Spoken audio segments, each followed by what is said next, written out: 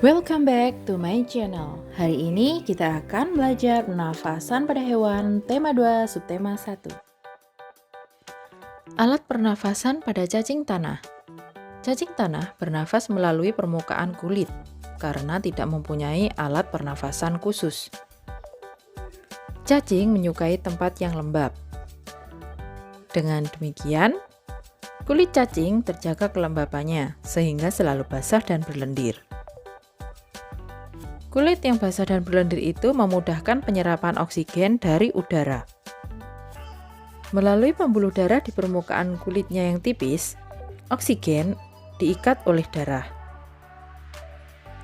Darah cacing mampu mengikat oksigen karena mengandung hemoglobin. Oksigen yang diikat oleh hemoglobin itu selanjutnya diedarkan ke seluruh tubuh. Zat sisa pembakaran yang berupa karbon dioksida dan uap air dikeluarkan dari tubuh juga melalui permukaan kulit. Alat pernapasan pada serangga. Serangga memiliki alat pernapasan berupa trakea. Hewan yang termasuk jenis serangga, contohnya adalah nyamuk, belalang, lalat, rayap, dan kupu-kupu. Trakea adalah pembuluh-pembuluh halus yang bercabang dan memenuhi seluruh bagian tubuh serangga, kemudian bermuara pada stigma. Stigma ialah lubang atau corong yang terletak di sisi tubuh bagian kanan-kiri. Stigma berfungsi sebagai jalan keluar masuknya udara. Oksigen tidak diedarkan melalui darah, tetapi diedarkan melalui sistem trakea. Keluar masuknya udara disebabkan gerakan otot tubuh secara teratur.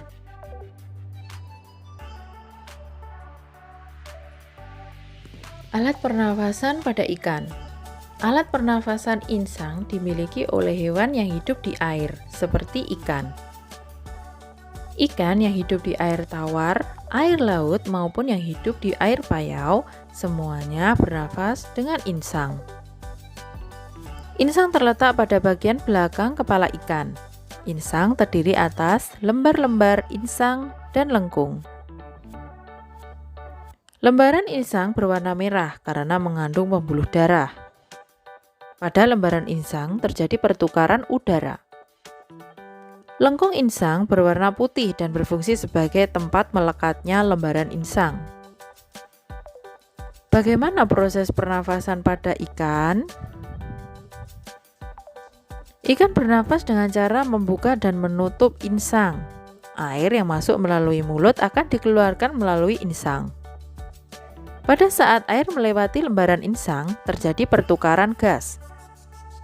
Air yang banyak mengandung oksigen akan masuk melewati insang. Pada saat yang sama, karbon dioksida akan keluar melalui pembuluh darah lembaran insang. Pembuluh darah pun akan mengikat oksigen yang berasal dari air.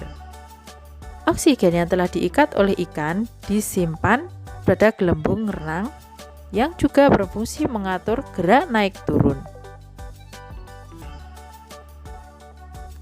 Alat pernafasan pada reptilia. Reptil bernafas dengan paru-paru. Udara masuk melalui hidung, batang tenggorokan, dan paru-paru. Dalam paru-paru, oksigen diserap, sedangkan karbon dioksida dikeluarkan. Contoh reptil adalah ular, kadal, buaya, cicak, dan biawak. Paru-paru reptilia berada dalam rongga dada dan dilindungi oleh tulang rusuk. Paru-paru reptilia lebih sederhana, hanya dengan beberapa lipatan dinding yang berfungsi memperbesar permukaan pertukaran gas. Pada reptilia, pertukaran gas tidak efektif. Pada kadal, kura-kura, dan buaya, paru-paru lebih kompleks, dengan beberapa belahan yang membuat paru-parunya bertekstur seperti spons. Reptil yang sering berkubang di air, misalnya buaya, lubang hidungnya dapat ditutup selama menyelam, tujuannya agar air tidak masuk ke dalam paru-paru.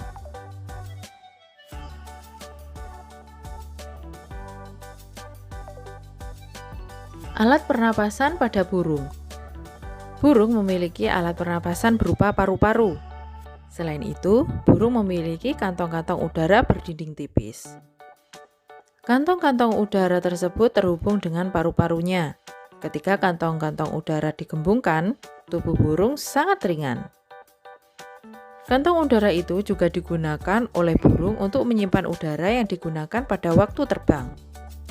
Pada saat terbang, burung tidak memasukkan udara melalui hidung, tetapi udara pernapasan berasal dari udara yang tersimpan dari pundi-pundi udara tersebut. Pada saat burung tidak mengepakkan sayapnya atau terbang, burung mengisi kembali pundi-pundi udaranya dengan udara melalui hidung. Demikian pula saat burung hinggap di suatu tempat, kemudian sisa pernapasan akan keluar melalui hidung. Jalannya pernapasan burung adalah udara masuk melalui hidung, kemudian ke tenggorokan, kemudian pundi-pundi udara, dan paru-paru. Alat pernafasan pada amfibi. Hewan yang hidup di dua alam, yaitu di darat dan di air, disebut amfibi. Amfibi memiliki alat pernapasan berupa paru-paru. Salah satu contoh hewan amfibi adalah katak. Alat pernapasan katak adalah paru-paru dan kulit. Namun, ketika masih berbentuk kecebong, katak hidup di dalam air dan bernafas menggunakan insang. Insang tersebut terletak di luar tubuhnya, terdiri dari lembaran-lembaran kulit luar yang halus dan mengandung kapiler darah. Setelah berumur 9 hari, kecebong bernafas menggunakan insang dalam. Insang dalam akan menyusut seiring dengan mulai berfungsinya paru-paru. Kemudian, katak muda tumbuh menjadi katak dewasa.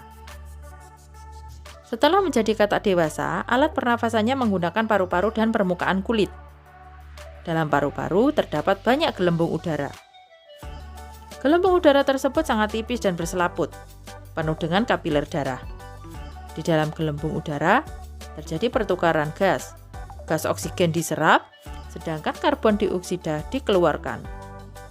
Katak juga bernapas melalui kulit. Oleh karena itu, kulit katak selalu terlihat basah. Melalui kulit yang basah itu, katak mengikat oksigen. Thanks for watching. Wassalamualaikum warahmatullahi wabarakatuh.